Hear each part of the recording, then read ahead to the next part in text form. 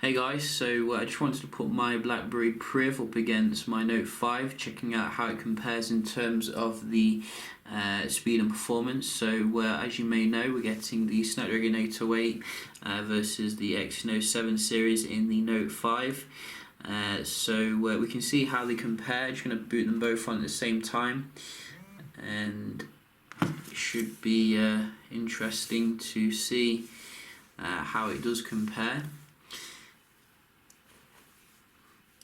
This is the BlackBerry, now on Android.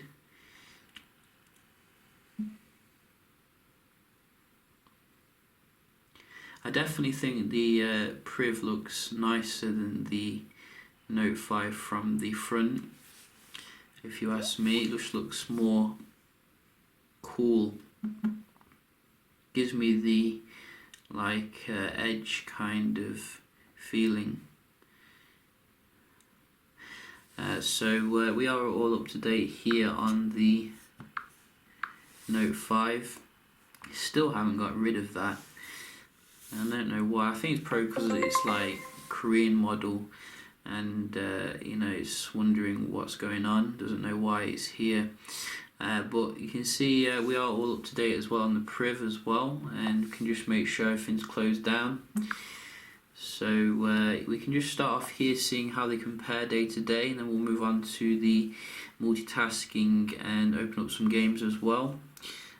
So open up some of these basic kind of day-to-day apps. And straight away the Note 5 seems to be out in front.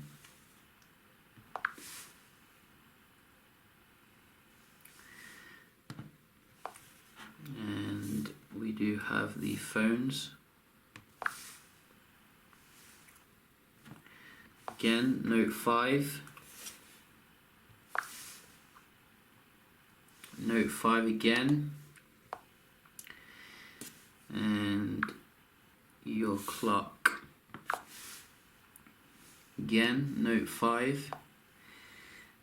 So very clear cut here, I think, which one is dominating, and maybe it's all that security DTEC stuff. It does have to process all that encryption and all that stuff. So we can just have a look at the games as well. Whoa. Let's have a look at the game. See how it handles some GTA VC.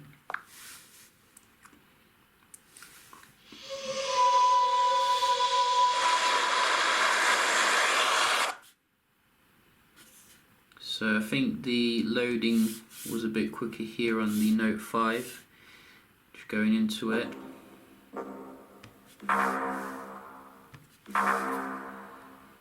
Yeah, look at the power, Exynos.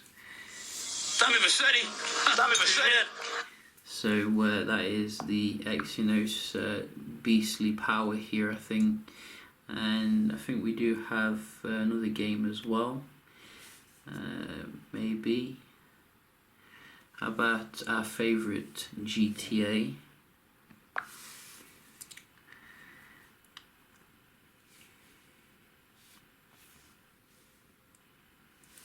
Again, I'm seeing the Note 5 here.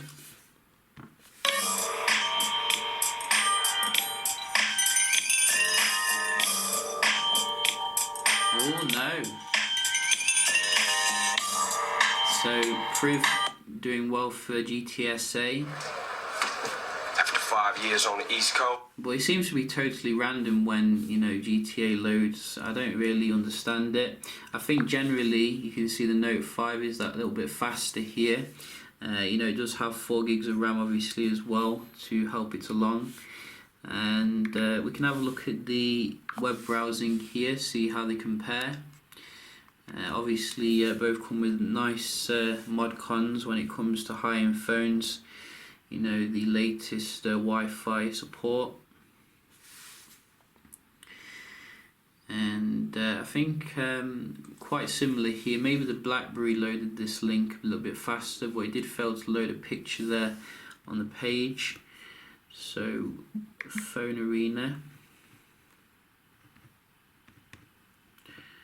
Go. So that looked like the Note 5 loaded the pictures a little bit faster. We will let them finish loading here. You can see the bar is nearly done on the Note 5, but sometimes it just doesn't get to the end, so I'm just going to hurry them up here. That was identical. GSM.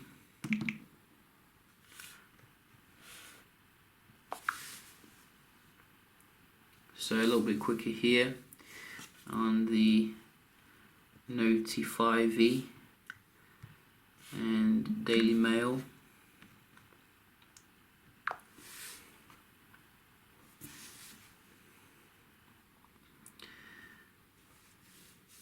So both of them quite nice here, but I think the Note 5 did kind of load it a little bit faster here. You can see the pinch to zoom here, about the same for the pinch to zoom, but I think generally, you know, I'm supporting the Note 5 when it comes to the web browsing. We do have to be strict here, and we can just finally move on to the multitasking. Maybe the Priv can dominate here. So I'm just going to open up some. That's a point for the Priv there. Did see a reload. Still haven't fixed these reloads. Look at that, 4 gigs of RAM. How much do you need? So the Priv's definitely in front on this round. Look at that. Shameful, Samsung.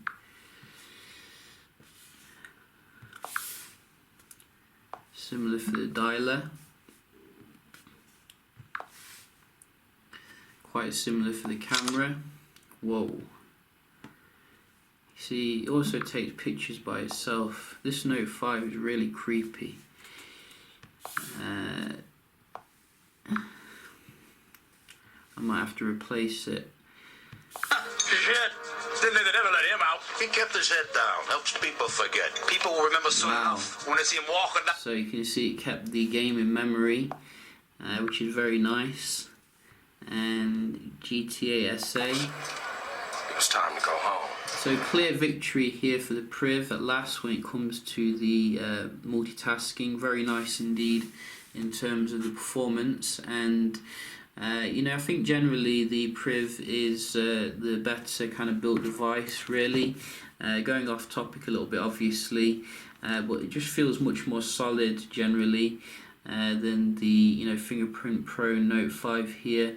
But nevertheless, you know, how do they compare in terms of the cameras? We can have a look. Obviously very nice high tech in terms of the cameras here. We're getting the 60 megapixel versus 18 megapixel, and obviously we can have a look at some of the samples here. So I'm probably just going to put them on your screen so you can have a look straight away instead of faffing. And basically, like some of the other comparisons with high-end phones, I'd probably rate the Priv just below like the top tier at the moment, if I'm to be honest. It does fantastic in comparison to previous models, but I think it doesn't quite compete with the top end, you know, Note 5 kind of level, as well as V10 as well.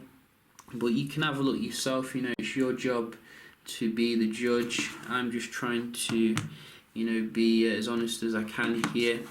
You know, I think that you can easily swap, you know, your DSLR for like a Note 5 or V10 nowadays, and I'm very, you know, thinking that we've reached a peak. In fact, it's not even 2015 anymore, it's 2016, so, you know, I think we're going to see some new tech in 2016.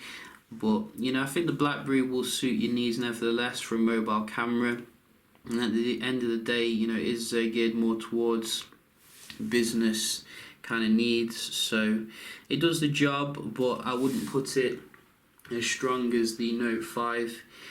Really, it does very well though in terms of the low light, very comparable actually to the Note 5 really. You know, I didn't see too much of a difference in that particular aspect. I couldn't see a way to shoot widescreen mode though, so maybe you can't do that. You know, I think I did look in the settings. I think it's like Apple obviously coming with the 4:3 ratio. I do like the more widescreen ratio, which is more engaging, 16:9. But you can have a look as well at the video recording, see you know the comparison here.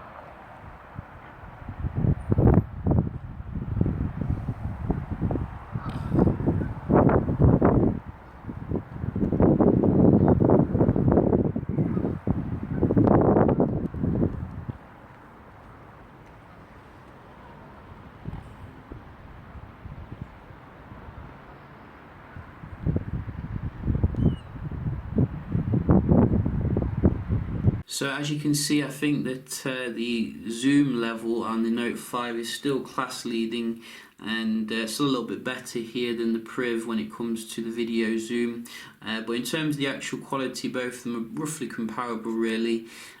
So you know, I think generally you can see that the Priv does score a point when it comes to multitasking, and that could be good for, you know, productivity, so like you're editing documents, you know, doing your emails. You don't want things reloading, which is what you're going to get with the Note 5. Very annoying that Samsung's not fixed that yet. But everything else in terms of the app opening, you know, the camera, I think the Note 5 does kind of dominate here. Obviously both of them leveraging their own kind of advantages as well with the S Pen on the Note 5, but a bigger battery still on the Priv. Both of them have Super AMOLED displays, and I think generally the Note 5 is a little bit brighter when it's outdoors. I did notice, like, I could see the pictures a little bit more, but the Super AMOLED on the Priv is very good nevertheless, you know, very nice and contrasty.